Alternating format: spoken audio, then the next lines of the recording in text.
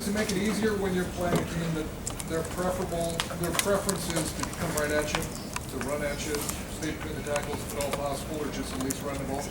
No, I mean, there's no disguise as to what they're going to do. I mean, I don't think it's changed probably in Wisconsin in a long time, and that doesn't make it any easier by any means. The unique thing about college football in general is each and every week you're going to get something a bit different. And, you have to be able to do it, adapt and adjust and do some things different at times too. 2 weeks ago we were at Cal, and that was a unique, different offense. You wouldn't say that this is a unique, different offense, but in the offenses that you normally play, this is a unique, different offense that is going to run the ball right at you and be more of a smash mouth and do what they do. Front, second row, Dave. Luke, I know it's tough to play the true freshman, but what's holding Mike Mitchell back right now? Is it just knowledge of the defense, or what's holding him back in your opinion? No, I mean, again, sometimes those young guys, their opportunities are going to arise at certain times. And just like last week, you got a situation. Do you want to really put a guy in that situation, or do you try to hold him and not know, what the future holds? As a red shirt or something like that. So there's a few guys. We had about six of those guys that we had highlighted that we were going to hold, and if we have to, we'll go ahead and put them in. But for right now, the situation hasn't arisen or hasn't really come up that we have to have him. But it's still a lot. He still takes reps with us. He still gets the best of both worlds right now, and he's willing and able, and the opportunity has to arise. A lot of times we've seen linebackers who aren't playing defensively early in their career earn their stripes on special teams. Is he a guy that you can see playing on special teams? Or is that he's listed on basically every single one of them, but it's one of those things that the coach does a really good job of. He's on top of it. The guy's not going to have an opportunity to get reps and play some on those situations defense. And it's not just really truly play, but legitimately down at the other end, getting 1s and 2 reps that they are actually getting, a situation where they're going to get better, they're going to learn the defense. That he does a good job of trying to hold. Front row, Tim. Yeah, Luke, Coach Myers has said many times this year that the depth situation in linebacker has been one of his big concerns and stuff. Will this be a true test of that this week? I mean, what's your feeling about the depth in your room there? Oh no, it's every week. I mean, we're developing young guys, and like I said, we got one guy with any true experience, and that's Ryan Shazier. And at points in times in most of those games, he's gone down, and we've had a true freshman go in and take his spot. So there's definitely that. We've got a bunch of guys. We've probably got 10 guys in that room. We've got a couple guys that are walk-ons that get a lot of reps. It doesn't matter if they're a walk-on or they're a scholarship guy. They're getting reps and have an opportunity to get in there. And the thing that you see out of that room is there's a lot of guys that aren't there. In the last 4 or 5 years, we've had probably 5 or 6 guys that, for different reasons, aren't still in that room. So we're missing those guys who are in their 4th year. Whether they're a 4th-year walk-on or they're a 4th-year, scholarship guy. We've had a couple guys with, career-ending shoulder, career-ending head injury, career-ending heart injury. So there's a lot of different things that have put us in that situation, but we're still developing. We got some depth issues. And follow up on that, do linebackers look forward, though, to a week like this where they know sort of what's coming? I mean, 2 running backs had over 140 yards last week. I mean, you understand what I'm saying? I would hope so. Yeah. There's a lot of them that do, and they will. I mean, again, it's like you said, it's not as tricky as you might think, but that doesn't make it easy. Some people say, "Wow, this isn't a tough one to prepare for." Yeah, it is. Everyone is tough to prepare for because sometimes you don't know, and there's different situations. And this is a unique offense in the sense that we don't see it every day. We don't see 3 tight ends on the field or 2 backs on, in a lot of the situations and the things we've done, whether we're playing our offense or any other offense we played this year. I don't think we've played against a 22. I don't think we've had a snap of 22 personnel this year on a Saturday afternoon, and we'll see plenty of it this week. Front row, Bill. Joel Campbell's comment on the start of the year to be a real leader on their defensive line. How's he doing with that? How's he playing in? How's he leadership? He's been great. I mean, Joel's one of those guys we picked out this past week. Joel's a unique individual, just like a lot of nose guards, as you know.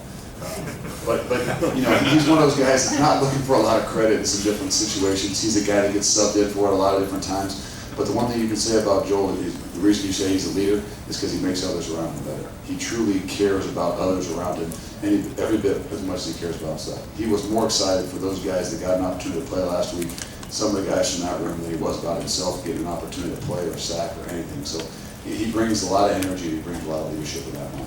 For guys like Joel Hale and Chris Turner and guys that experience a lot of finesse, how big a game is this for those guys? it's huge. I mean, the game's won up front, and I don't care what kind of game it is, whether it's Cal where they're throwing the ball, 75% of the time, or whoever it is. But the game is won up front, and it'll be evident this week.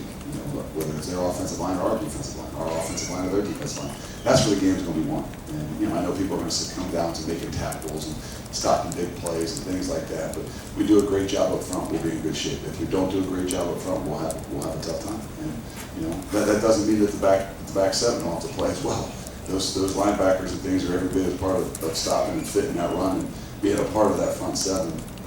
But those guys up front are where the game's won most. Front row right, Austin. There's been so much talk the last couple of weeks about Kenny Guyton changing over the last year and a half, whether he can play at other schools now. Is it possible that you can take us back to the 2011 version of Kenny Guyton and you guys were looking at your quarterback situation and maybe why he couldn't fit in or what he wasn't doing then at that time? Well, I've been hitting the head way too many times to go back to 2011. Maybe that's another nose guard in me, but you know what? All I can say is, obviously on the defense side of the ball, we love seeing Kenny out there. And whether we're playing against him during camp, I mean, he's just a guy that has a great passion and energy. There's a lot of guys that take some different time to learn the game of football, and there's a lot of guys that take some time to figure out how important it is to them. And when they do finally make those decisions, the ability is there. And I think that's one thing that you can give complete credit to Kenny Guyton for is the guy loves, he's got a passion for the game of football. Whether he just found it, whether he had it, it was hidden a little bit. And sometimes that when you know what you're doing, that passion shows a little more. When you don't have confidence in really what you're doing, it's hard to show that passion and energy. So I try to tell those guys in the linebacker room sometimes, go sit in Latin class, go pick a Spanish class or go pick a French class, and you're a guy that's really going to be intent. You go in there and Spanish 2 or 3 and you pay attention, but you have no idea what they're saying, you're not going to pick anything up. And sometimes that's just how it happens even in football. Those guys sit in the linebacker room or in the quarterback room, because things are flying by them, man, and they can't slow the game down. It can steal your passion, it can steal your energy, and it can steal your growth. And, sometimes it takes guys a little bit longer to do it. And whether it's taking them longer or not, you definitely see it. Second row right, Jeff. Coach Meyer said in his radio show last week about how much he's enjoyed the work that the scout team has given this year. Your years as a coach, can you kind of put into words how important it is to get a good look and practice every week from that team, especially in a week like this where they're going from one extreme the past couple weeks, big passing teams to now a power running team. They're going to have to really kind of switch gears here. No, it's invaluable. I mean, the unique thing is like you said, these guys will have to be in here today and really doing a good job of figuring out who they are, because they don't zone block the same way we zone block. They don't pass set the same way we pass set. And what we expect those guys to be able to do is to do exactly what the other team does. And they have to take pride in it. I mean, we say it, to every one of our groups. I mean, take pride in what you do. I don't care whether you think you're playing on Saturday or not. Take pride in what you do. And we'll be a lot better team with those guys that take pride in it. We have tailbacks that have to come in and study the steps of the way that their tailbacks take steps. They don't do them the same way we do. And when they come out there on Tuesday, they don't take the steps the way that we expect them to take the steps, just like the Wisconsin will this week. We'll be up their rear every bit as much as we're up our guys' rear. And sometimes they take pride in that. And that's where, when they really truly have good groups like that, guys take pride in what they do. And whether they're a walk-on or a scholarship guy, it doesn't matter. Everybody pretty much treated the same and expected to have the same effort and intensity and taking pride in what they do. Far left, Matt. I want to ask about the Wisconsin running backs. They always seem to have 2 or 3 in there. Have the depth again. White, you've seen before, but what does Gordon bring to the table? What jumps out on tape as you study him, and what makes him dangerous? You know what? I mean, to be honest with you, they're both very good, but I think you see a little bit more. Gordon, you'd see in the past, he was more just a jet sweep guy. He was a guy that they put in maybe as their second, third tailback. But they got, the speed combined with the ability, to break tackles is something that you don't always see. Some guys you got, in the past they've had, a Ron Dane or one of those guys that's 250 pounds and a big bruiser downhill. In the past, and now with Monte Ball and a couple of these guys, they've got guys that both have both.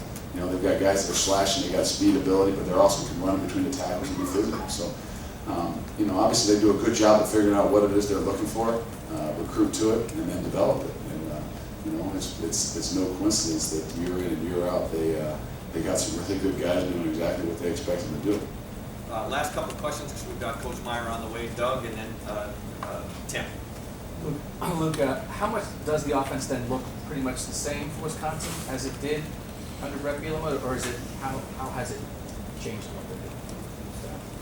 If you turn around, there's not a ton of differences. And I don't know if that was completely by design. I mean, that's probably good coaching to realize when you come in and evaluate what you do have in the program that you're taking over and in the situation in which you're taking over in. You got to give them a lot of credit. I think last year at the beginning of the year, Wisconsin in the first 3 or 4 games maybe were 1 and 2, and they were throwing the ball maybe 50% of the time. And then they switched back after 2 or 3 games last year and went back to Wisconsin football. And I'm sure it didn't take long for Coach to figure that out when he came in there and took over a program that was in good shape to figure out they're going to do what they do well. So there's not a whole lot of changes. And a little different topic, but there are a couple guys on this team, whether it's Darryl Baldwin, Chase Ferris, Billy Price, who have started on defense, moved to offense, or vice versa with guys on the line. At this level, is that hard to do? Not that hard to do for guys to switch from one side of the ball to the other side of the ball, specifically on the 2 lines? No, I mean, I think it might be a little bit easier to switch over to the defensive side of the ball just with, just with the knowledge of what you have to learn maybe. But the reality is, it's all these guys have ability. They came here for a reason, whether we recruited them or they walked on. They still have ability. And to really find where your heart is, where your passion is, you just have a chance to play a little bit better. Just like we talked about, how can you learn a game? Well, if you don't have a passion and pride and love for the game, it's really hard to learn. And once you do, you got a chance to learn, whether it's offensive line or defensive line. But the reality is you got to see that light sometimes. You have to have those opportunities. And in those situations, you see like a guy like Chase Ferris have an opportunity to come over to defense. Well, maybe he was growing and wasn't deriving as much on offense. And now all of a sudden, there's a real opportunity. There's a light shining down. It gives him a little bit more of that passion and energy, and you can see him grow. So it's either way. I mean, they can do it, but the reality is it's what's deep down in their heart. It's just like when we recruit a kid, and we say, well, what position are you going to play? Well, when you get here, a lot of times you'll figure it out. Where your heart is and where your mind is, where you're going to have a better chance to play, because that's where your passion and energy are going to be at. Last question, Tim, and I'm going to go get Coach Meyer.